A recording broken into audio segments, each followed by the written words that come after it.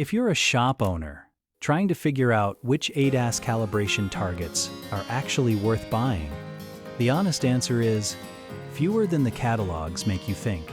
Most shops do fine with OEM pattern camera boards, plus a combined radar reflector and Doppler simulator.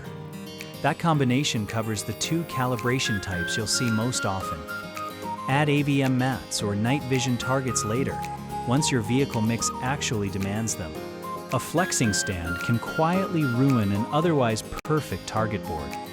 Placement tolerances run about 3 to 5 millimeters, and floor flatness matters just as much.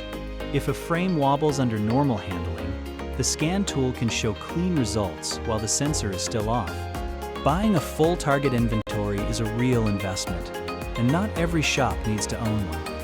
A certified technician calibrating on-site gets you the same documented, OEM-compliant result without the storage rack full of hardware. That's the kind of detail that separates a calibration that passes from one that actually holds up on the road, and it's what we focus on every day here in San Diego. If you'd rather leave the equipment to us, reach out to Speedy Windshield Repair for a free quote on certified on-site ADAS calibration.